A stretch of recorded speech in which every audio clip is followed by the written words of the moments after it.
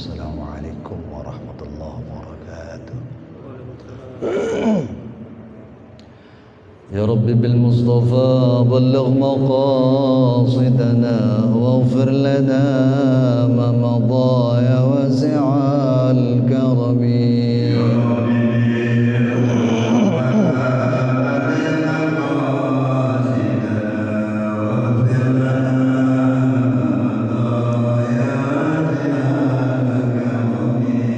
أكرم الخلق ما لمن ألوذ به سواك عند حلول الحادث العميم.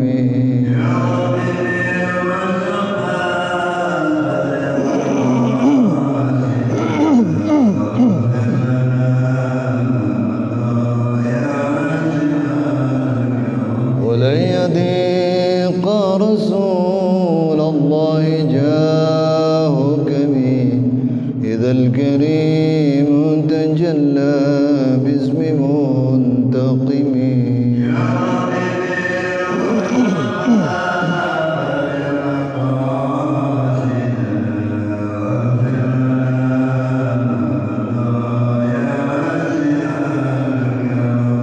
محمد سيد الكونين والثقلين والفريقين من عرب ومن عجم.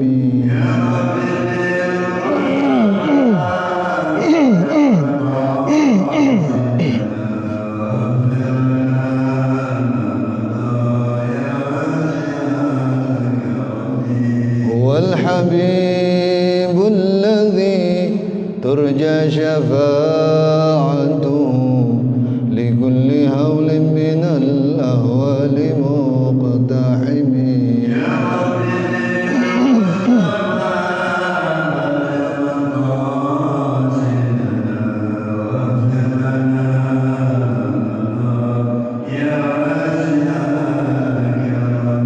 لعل رحمة ربي حين يقسمها تأتي على حسب العصيان والقسم.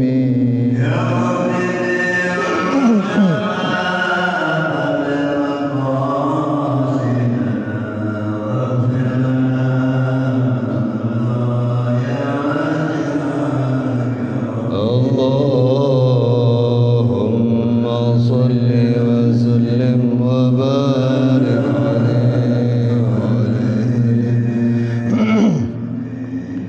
إلى حضرة النبي المصطفى رسول الله محمد بن عبد الله وعلى آله وأصحابه وأزواجه وذرياته وأهل بيته الكرام، ثم إلى مؤلف هذا الكتاب وإلى أرواح مشايخنا وإلى أرواح من أحسن إلينا ومن أوصانا بالدعاء ومن ليس له زائر لنا ولأحبابنا شيء لله لهم الفاتحة. أعوذ بالله من الشيطان الرجيم. بسم الله الرحمن الرحيم. الحمد لله رب العالمين الرحمن الرحيم مالك يوم الدين. إياك نعبد وإياك نستعين. اهدنا الصراط المستقيم صراط الذين أنعمت عليهم غير المغضوب عليهم ولا الضالين.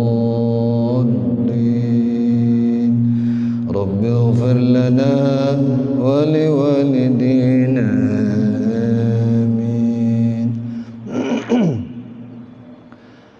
بسم الله الرحمن الرحيم. الحمد لله رب العالمين والصلاة والسلام على أشرف الأنبياء والمرسلين وعلى آله وأصحابه أجمعين. وبسندنا المتصل للمؤلف رحمه الله ودام النفع به وببركات علومه وبنا وبكم في الدارين. رضي الله عني وعنكم.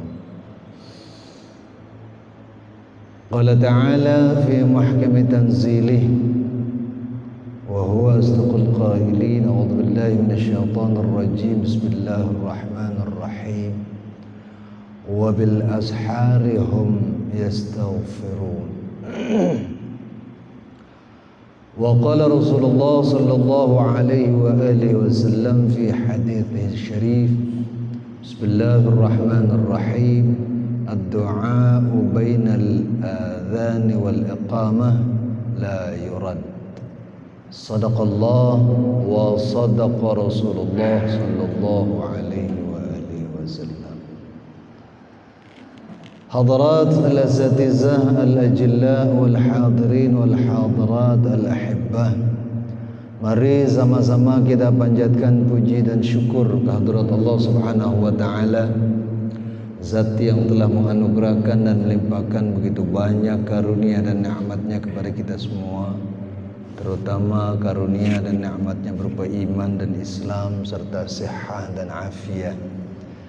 Dan tentu saja berkat terpadunya beberapa nikmat tadi, maka dengan mudah, dengan ringan kita dapat melangkahkan kaki, mengayunkan tangan menuju tempat penuh mubarakah ini dalam rangka menunaikan tugas suci kita, yaitu talabul ilm. Salawat deriring salam tak lupa kita aturkan keharibaan junjungan kita Nabi besar Muhammad sallallahu alaihi wasallam, sesosok profil pemimpin yang telah berhasil mengevakuasi umat manusia dari alam yang penuh dengan kebodohan, syarat dengan kejahilan, menuju alam yang penuh ma'rifah dan arifan sekarang ini. Hadirin, kajian kita pagi ini sampai pada adabud du'a, etika berdoa. Wahiyya asyrah, etikanya berdoa itu ada 10. Al-awwal,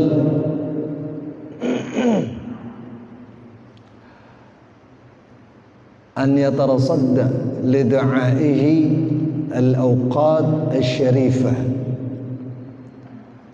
bahwa ia memilih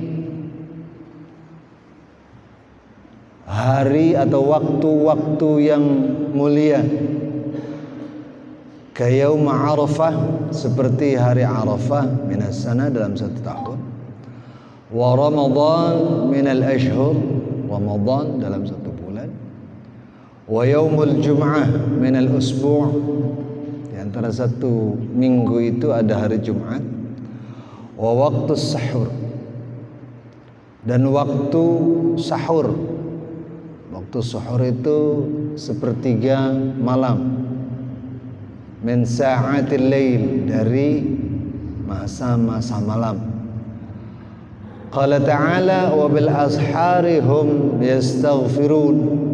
Allah Subhanahu wa taala berfirman, di waktu suhur, di sepertiga malam mereka beristighfar. Siapa? Orang-orang saleh, ibadallah yang dekat kepada Allah Subhanahu wa taala.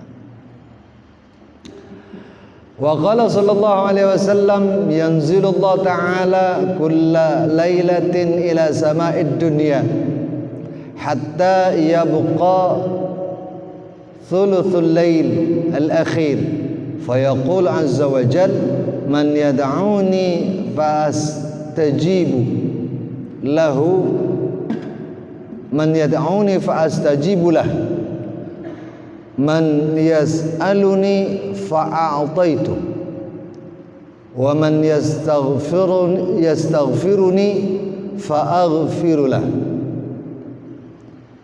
Rasulullah sallallahu alaihi wasallam bersabda, sesungguhnya Allah Subhanahu wa taala setiap malam turun ke langit-langit dunia hatta yabqa thuluthul lail, dan Allah tetap berada pada posisi tersebut sampai sepertiga malam. Fayaqulu azza wa jal, Allah Subhanahu wa taala berfirman, barang siapa yang berdoa maka aku akan jawab doanya, aku akan ijabah doanya. Barang siapa yang meminta kepadaku, aku akan memberikannya, dan barang siapa yang minta ampun kepadaku, maka aku akan mengampuninya. Kapan ini? Di sepertiga malam atau di waktu sahur. Ini waktu-waktu yang istimewa. Dan di antara etika berdoa, kita dihimbau dan diajarkan untuk memilih waktu yang istimewa.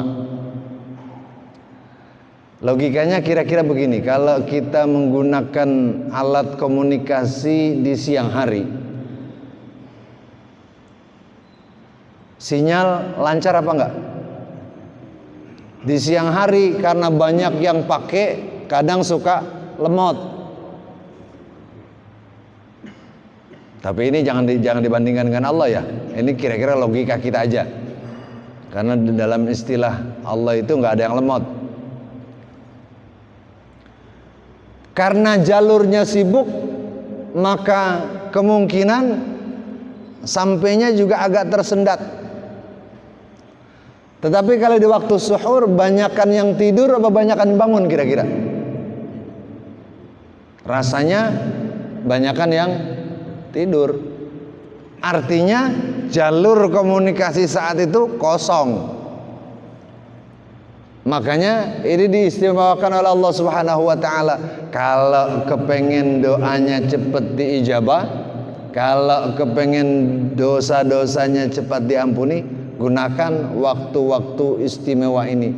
Hari Arafah juga waktu istimewa. Kemarin waktu hari Arafah, doa enggak? Apa doa kita? Bisa saya tebak. Kalau doa kita biasanya urusan umur pengennya panjang, ya, urusan rezeki pengennya banyak. Tapi kalau urusan ibadah, tuh nggak jawab kan? Kalau urusan ibadah jangan banyak-banyak gitu. Allah juga tahu kita sibuk, belagu banget.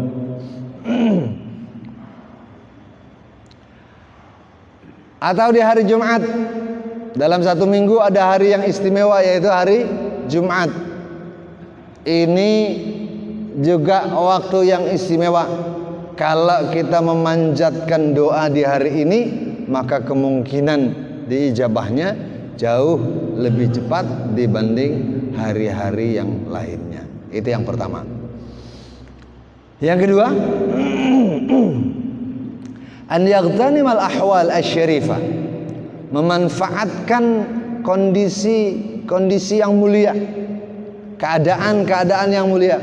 Qala Abu Hurairah radhiyallahu an, inna abwabas sama' tuftahu inda zuhfas sufuf fi sabilillah. Abu Hurairah radhiyallahu an berkata, sesungguhnya pintu-pintu langit terbuka saat pasukan perang fisabilillah sedang merapikan barisannya. Ini mah rasanya di kita langka ya momen kayak gini, kecuali kalau kita ke Iran sekarang. Itu juga perangnya belum pakai perang fisik, masih perang jarak jauh dengan mengandalkan teknologi. Kalau persiapan perang sedang dimulai, tentara sedang merapikan barisannya untuk bertempur fi sabilillah. Ada catatannya di sini, fi sabilillah, di jalan Allah. Maka saat itu kata Abu Hurairah, pintu-pintu langit dibuka. Kapan lagi pintu langit akan dibuka? Inda nuzulil ghaith, saat turun hujan. Nah, kalau turun hujan, jangan lupa langsung menadahkan tangan.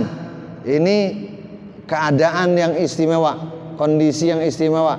Kita kalau hujan doa nggak kira-kira? Emang apa nggak doa? Lupa kita mau doa. Kenapa lupa? Biasanya panas banget, tiba-tiba hujan, paling kita bilang alhamdulillah hujan. Padahal bagusnya doa. Apa yang menjadi hajat dan kebutuhan kita saat turun hujan, kita munajatkan kepada Allah. Saat ini, saat diturunkan hujan, ini waktu yang istimewa. Wa inda iqamatis salawat al-maktubah, saat akan dimulainya salat wajib, udah qomat. Doa bukan cuma doa qomat doang. Kadang-kadang kita kalau mau sholat, jangankan doa, qomat aja kagak. Paling kita sholat pakai qomat itu kalau berjamaah di masjid. Kalau di rumah sendirian qomat nggak? Agak dah. Apalagi pakai azan kan, padahal sunatnya sebelum sholat wajib itu, sebelum sholat fardu azan dulu. Setelah azan baru qomat, habis qomat baru dimulai. Itu pun wudu, dimulai dari wudu, wudunya harus khusyuk dulu. Kata Al-Ghazali dalam Bidayatul Hidayah, dalam kitab Bidayatul Hidayah, di sini juga sebetulnya ada. Kalau salat mau khusyuk itu dari mulai wudu kita sudah khusyuk. Dari mulai wudu sudah khusyuk. Bagaimana caranya? Dari mulai kita bismillah berniat untuk wudu lengkap dengan doa wudunya. Saat kita bismillah, saat kita mencuci, membasuh muka, mencuci tangan, dibaca doanya. Dia dibaca apa enggak? Kalau alasan ya Allah susah banget baca doanya, kayaknya udah lupa karena udah kelamaan kagak dibaca. Bahasa Indonesianya aja, yang gampang-gampang aja. Makanya kalau yang ngaji mah ada rukhsah biasanya. Ya Allah doanya kayak yang di kitab Al-Ghazali yang kemarin saya ngaji. Boleh gak kayak gitu? Daripada kagak. Saat kita membasuh wajah, kita minta kepada Allah, ya Allah, putihkanlah wajahku sebagaimana kau memutihkan wajah orang-orang saleh dari hamba-hambamu. Janganlah kau hitamkan wajahku di hari kau menghitamkan wajah orang-orang kafir dan wajah orang-orang munafik. Kapan? Nanti hari kiamat. Makanya tafsir min atharis sujud itu banyak mufassirin yang menyatakan bekas wudu yang bisa dilihat di wajah orang mukmin itu nanti di hari kiamat, atau bekas sujud yang bisa terlihat di wajah orang mukmin nanti di hari kiamat, bukan sekarang. Kalau sekarang kan banyak orang yang salah persepsi. Kalau jidatnya hitam merasa sudah sangat hebat banget dia, atau merasa paling hebat gua, lihat jidat gua udah hitam. Bukan itu yang dimaksud. Dimaksud adalah orang yang melaksanakan pendekatan kepada Allah dengan penuh keikhlasan, nanti akan Allah beri reward dengan wajah yang berseri-seri. Saat kita membasuh tangan, apa doanya? Masih ingat? Kagak ada yang jawab, berarti kagak ada yang inget ini.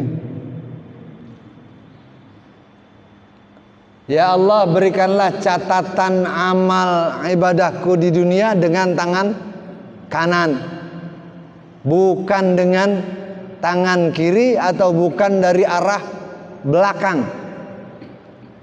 Karena orang-orang yang diberikan amal catatan dengan tangan kanan, indikasi bahwa orang ini akan masuk ke surganya Allah Subhanahu wa taala karena catatannya lebih banyak kebaikan. Kalau yang catatannya diberikan Allah lewat tangan kiri atau lewat belakang, ini bertanda hati-hati dah kalau udah kayak gini. Warning dari Allah, berarti catatan amal buruknya lebih mendominasi.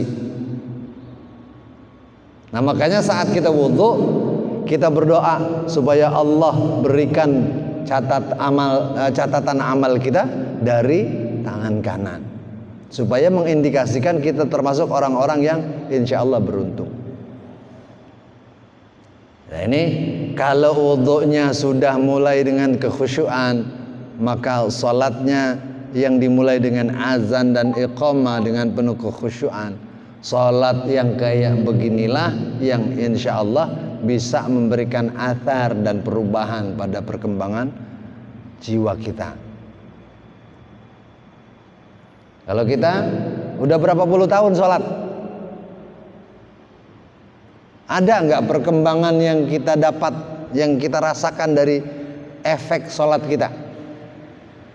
Rasanya enggak ya, biasa-biasa aja. Sholat merajin, maksiat juga rajin. Sholat rajin, bohong juga rajin. Padahal kan kata Allah dalam Al-Quran, sholat itu bisa mencegah perbuatan keji dan bisa mencegah perbuatan munkar. Kok banyak orang yang rajin sholatnya, rajin juga korupsinya. Rajin sholatnya, rajin juga nipunya. Apanya yang gak benerin? Sholatnya apa pernyataan Allahnya? Yang gak bener kita, bukan sholat atau pernyataan Allah. Kita belum bisa mengimplementasikan sholat dalam kehidupan kita. Karena mungkin salah satunya, seringkali kita salat dalam keadaan tidak khusyuk. Kita salat karena terpaksa. Kita salat karena takut, bukan karena Allah. Oleh karenanya tidak memberikan efek dari apa yang menjadi kebutuhan perkembangan jiwa kita. Nah, doa, salat ini kan bagian dari doa. Kata para fuqaha, salat itu secara bahasa artinya doa. Saat kita melaksanakan salat berarti kita sedang munajat kepada Allah. Berarti kita sedang berdoa kepada Allah Subhanahu wa taala.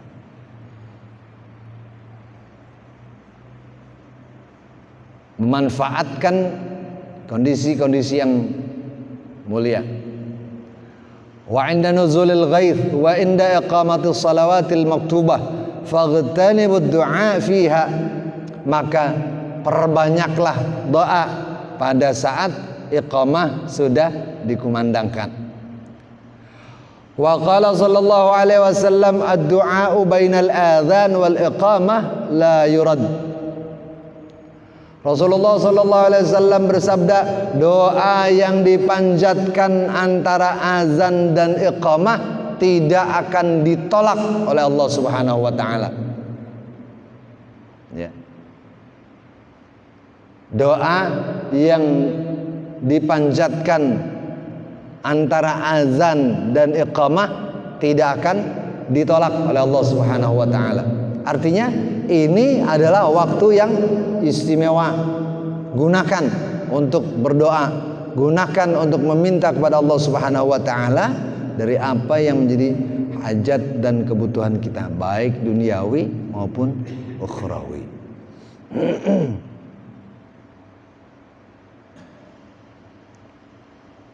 Kapan lagi waktu yang istimewa, kondisi yang istimewa?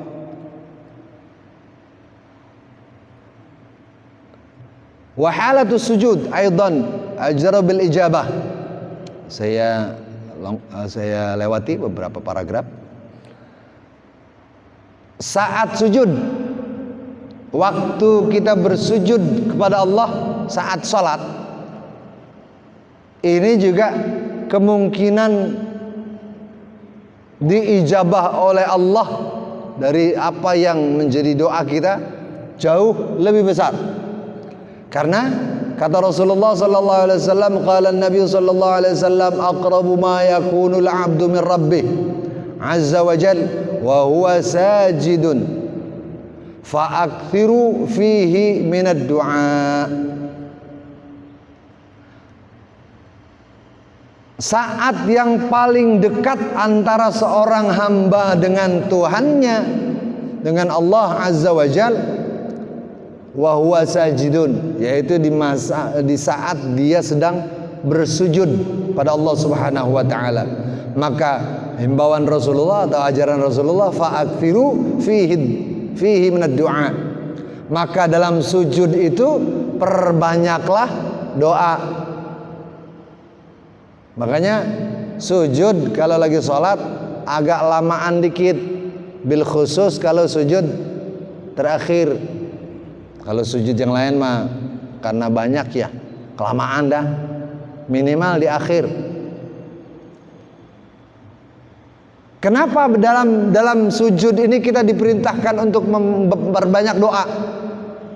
Karena kata Rasulullah, saat yang paling dekat antara seorang hamba dengan Tuhannya saat dia bersujud.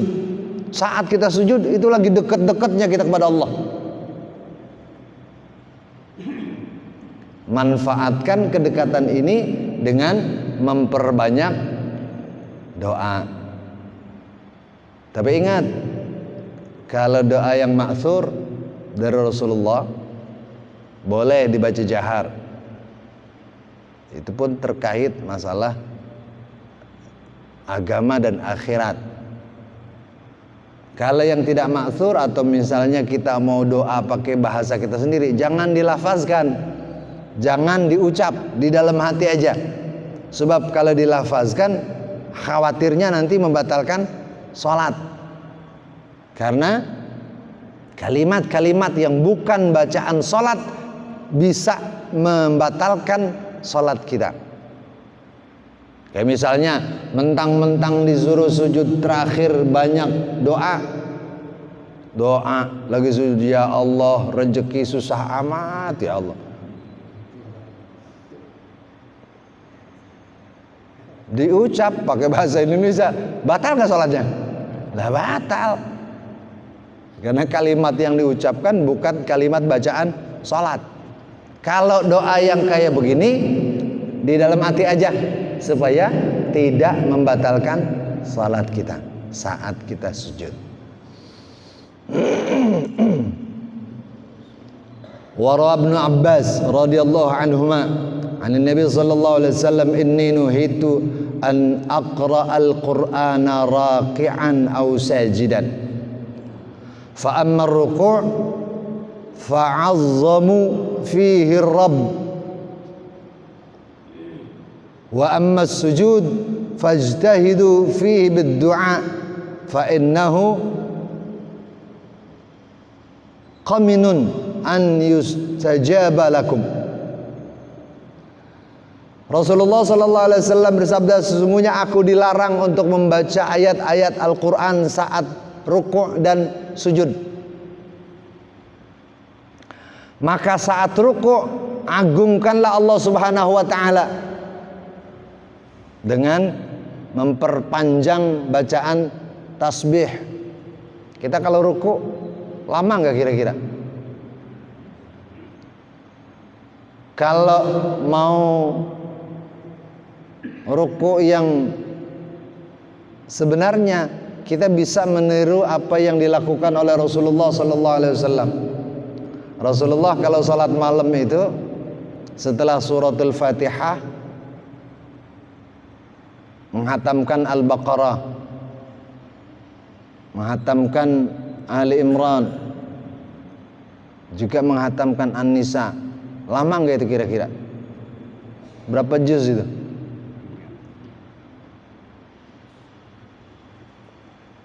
Itu bacaannya. Kemudian beliau ruku'. Ruku'nya sama lamanya dengan beliau menghatamkan Al-Baqarah, Ali Imran, An-Nisa.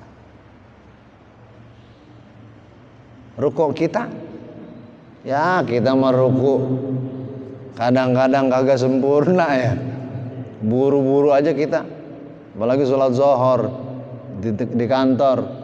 Sholat udah terburu-buru kayak apa? Kalau kata orang Betawi zaman dulu, sholat kayak capung cebok. Tahu capung cebok?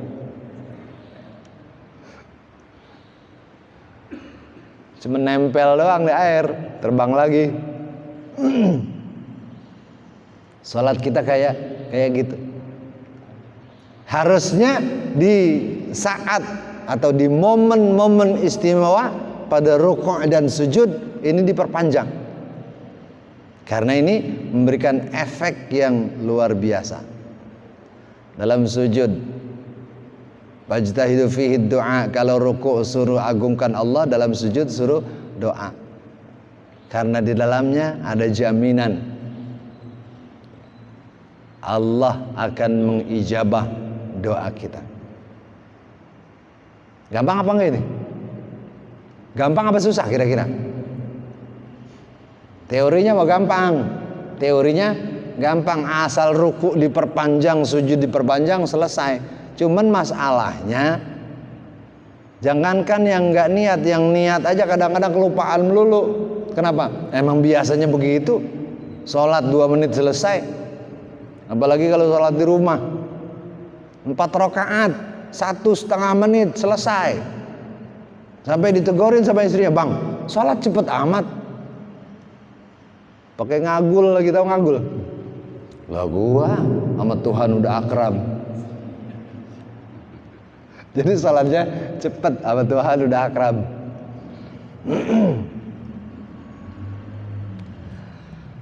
Ats-tsalits an yad'u mustaqbil al-qiblah.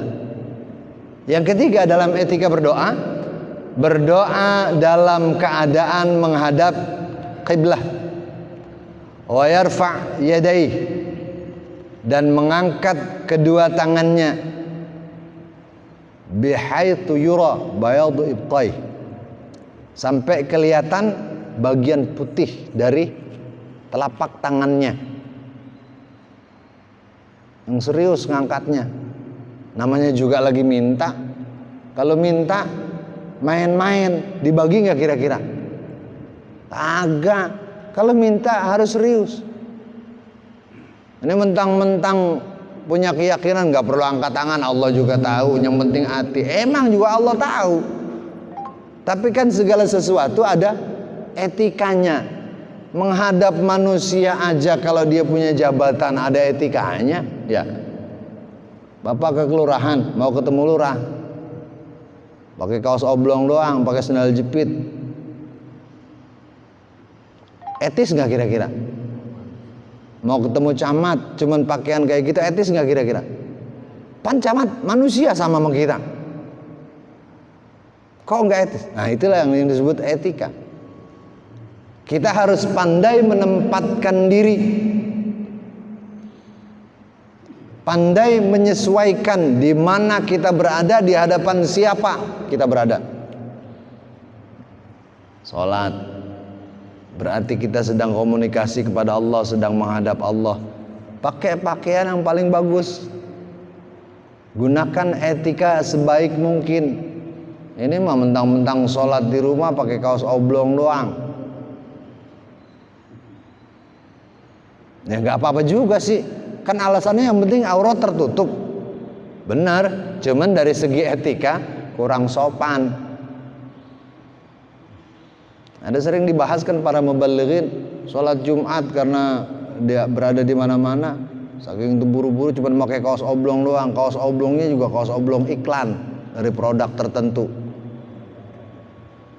Mana di belakangnya ada tulisan gede banget.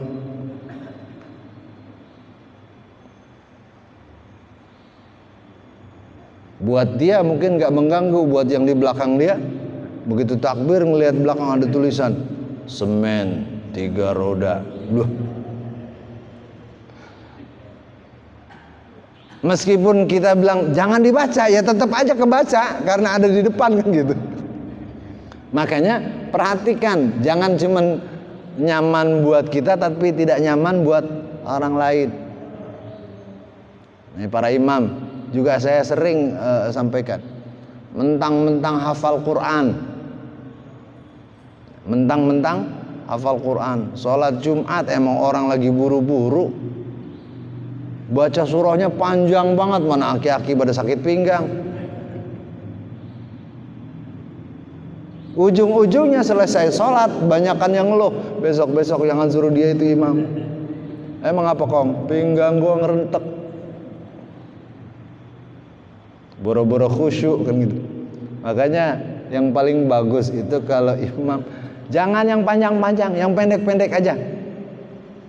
Kalau saya sengaja menggunakan surah-surah yang pendek. Pertama karena saya nggak hafal yang panjang-panjang.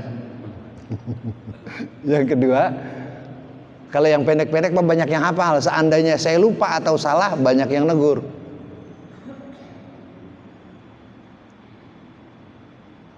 Yang ketiga, juga menjaga kenyamanan jamaah. Karena tidak semua orang yang berjamaah dengan kita dalam kondisi yang fit. Dalam keadaan yang fit. Kadang orang buru-buru, orang mau urusan mau ini. Jangan sampai mengganggu kenyamanan ibadah orang lain. Maka harus tahu. Jangan kepengen dinilai sama orang. Mentang-mentang hafal 3 juz, 2 rakaat itu dibikin 2 juz. Rakaat pertama 1 juz, rakaat kedua 1 juz. Kira-kira besok-besok ada yang mau ke masjid gitu. Kalau mau begitu ya boleh, tapi konsensus dulu. Tanya dulu jamaahnya. Kita dengan surah yang panjang ya, siap nggak kira-kira? Kalau jamaahnya siap, nah silahkan. Cuman biasanya kalau ditanya begitu rasanya jarang yang siap. Jangankan sholat wajib ya, sholat sunnah, tarawih aja tarawih. Dalam sholat tarawih ada nggak yang kepengen sholatnya berlama-lama? Dalam 20 rakaat itu bisa dibaca 20 juz misalnya, setiap 1 rakaat 1 juz. Ada nggak kira-kira yang pengen kayak gitu? Padahal kan itu bulan Ramadan. Bulan Ramadan orang yang beribadah kepada Allah pahalanya akan dilipat gandakan. Sholat juga baca Qur'annya panjang meskipun cuma dengerin, kan pahalanya gede. Ada yang mau nggak kira-kira? Rasanya mah mendingan yang cepet. Orang kadang-kadang di antara 20 dengan 11 masih milih yang 11. Kenapa? Cepet. Yang 20 mah lama. Ya nggak apa-apa juga, namanya juga sholat sunnah ya. Cuma kalau kepengen istimewa di hadapan Allah, lakukanlah yang istimewa. Di antara keistimewaan mendekat kepada Allah dalam berdoa, ada etika-etika tertentu yang harus kita lakukan.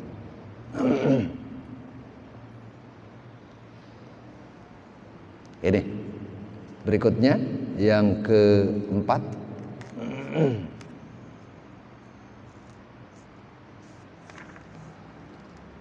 Ar-rabi' khafd as-sawt min bainal makhafati wal jahl, lima ruwiya anna Aba Musa al-Ash'ari qala qaddamna ma'a Rasulillah sallallahu alaihi wasallam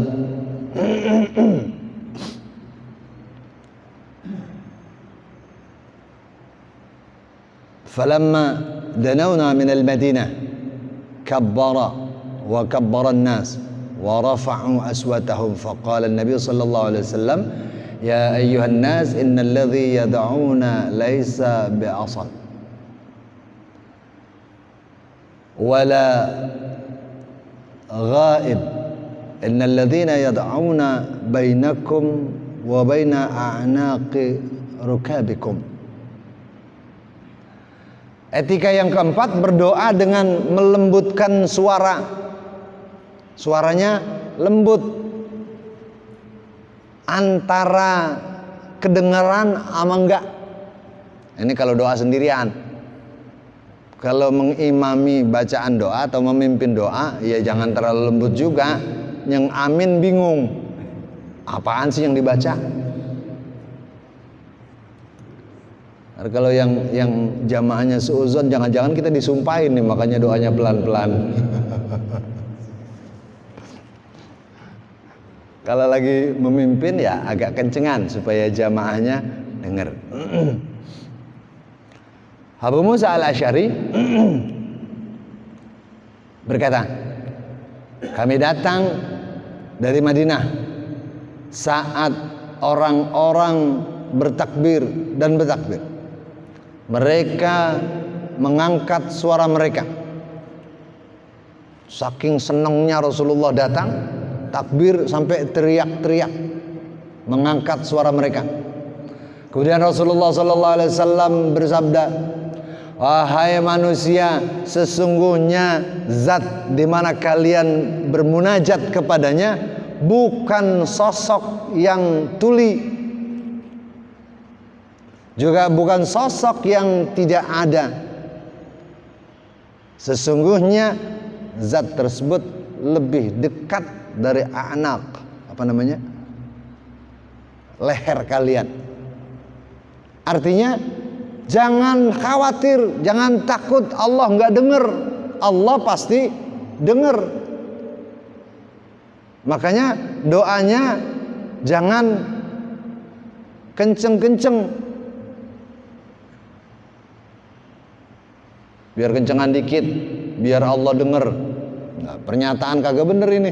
Biar kencengan dikit, biar Allah dengar. Emang kalau agak kenceng Allah nggak dengar? Allah dengar.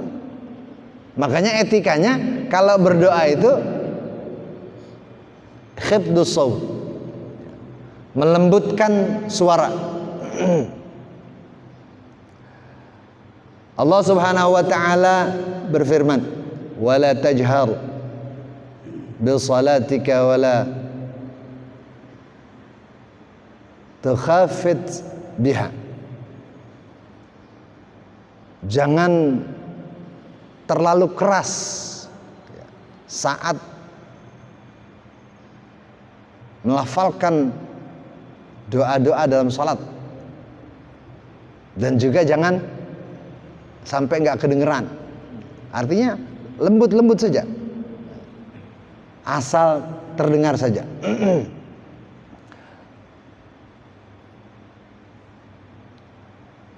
Dalam ayat lain Allah Subhanahu wa taala menyatakan ud'u rabbakum tadarruan wa khafya. Berdoalah kepada Tuhan kalian dalam keadaan tadarru dan dengan suara yang lembut. Yang kelima, alla yatakallabu saja fi du'a. Fa inna halad da'i yanbaghi an yakuna halal mutadarra. Wa takalluf la yunasibu. Yang kelima, hendaklah dia berdoa dengan sikap yang pantas. Jangan menampakkan diri seakan-akan dia lebih gagah dari yang dia minta. Minta dengan sikap yang lemah lembut, dengan minta dengan sikap yang kasar, kira-kira lebih dihargai mana? Kalau minta dengan kasar biasanya siapa? Preman itu mah. Mintanya dengan lembut.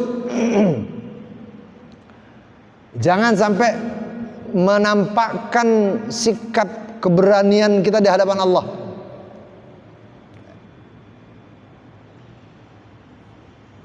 Karena berdoa itu harusnya dalam kondisi tunduk kepada Allah.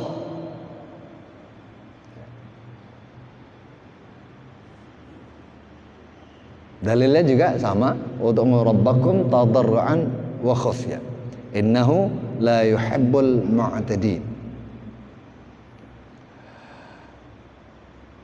Berdoalah kepada Tuhanmu, sesungguhnya Allah Subhanahu wa taala berdoalah kepada Tuhanmu dalam keadaan tadarru dan khafya, innahu la yuhibbul mu'tadin. Allah adalah zat yang tidak menyukai apa-apa yang berlebihan. Setengah dulu, setengah berikutnya kita bahas pertemuan akan datang. Sebelum saya tutup, jika ada pertanyaan disilahkan.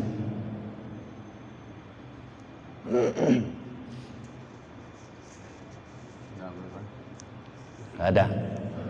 Kita tutup dengan berkirim Fatihah pada orang-orang tua kita dan guru-guru kita yang telah mendahului kita. Kiranya Allah ampuni dosa-dosa mereka, Allah lipat gandakan pahala amal baik mereka, dan akhirnya Allah tempatkan mereka di syurga yang penuh dengan nikmat. Kita yang masih hidup, kita berharap, bermohon, berdoa kepada Allah Subhanahu wa taala, semoga kiranya Allah berikan kita nikmat panjang umur dalam taat kepada Allah dan Rasul-Nya. Allah berikan kita kekuatan iman dan Islam, Allah berikan kita taufik dan hidayah. Allah berikan kita rezeki yang banyak untuk bekal ibadah kepada Allah Subhanahu wa taala. Allah jadikan anak cucu kita anak cucu yang salihin, salihat, mutamassikin bi syariatillah wa sunnati nabiyyih. Kelak kita mati, mohon dimatikan dalam husnul khatimah. Kita berdoa semoga kiranya kaum muslimin di seluruh dunia mendapat perlindungan dari Allah Subhanahu wa taala, sehingga hidup dan kehidupan kaum muslimin berada dalam kenyamanan, khususnya nyaman dalam beribadah kepada Allah Subhanahu wa taala. Ala hadhihi niyyah wa ala kulli niyatin salihah wa ala niyatil qabul wa tamami kulli sul wa ila hadratir rasul sallallahu alaihi wasallam. Syai'un lillahi lahumul Fatihah. A'udzu billahi minasy syaithanir rajim. Bismillahir rahmanir rahim. Alhamdulillahi rabbil alamin arrahmanir rahim maliki yaumiddin. Iyyaka na'budu wa iyyaka nasta'in. Ihdinas siratal mustaqim. Siratal ladzina an'amta 'alaihim ghairil maghdubi 'alaihim waladdallin. Rabbi ighfir lana wa liwalidina. Ya arhamar rahimin, ya arhamar rahimin, ya arhamar rahimin, farrij 'alal muslimin.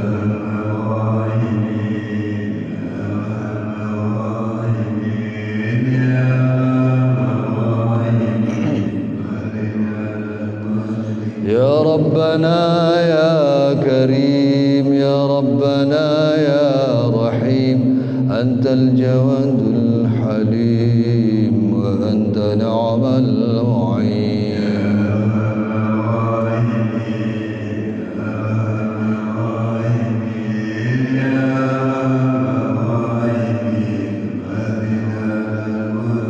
رب أدخلنا جنان أزلفت للمتقين إذ ينادون ادخلوها بسلام آمنين.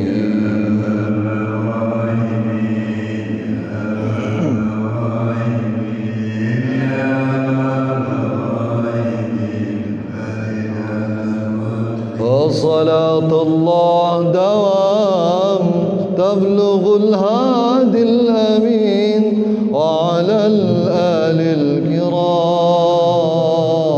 والصحب والتابعين.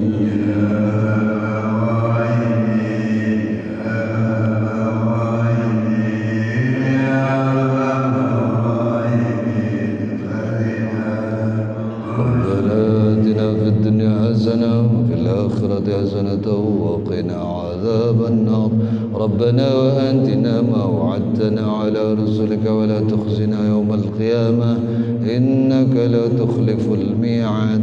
ربنا اغفر لنا ولإخواننا الذين سبقونا بالإيمان ولا تجعل في قلوبنا غلا للذين آمنوا ربنا إنك رؤوف رحيم. وصلى الله على سيدنا محمد وعلى آله وصحبه وسلم. دعواهم فيها سبحانك اللهم وتحياتهم فيها سلام وآخر دعوانا أن الحمد لله رب العالمين. Adallahu wa iyyakum. Mohon maaf atas segala kesalahan dan kekurangan.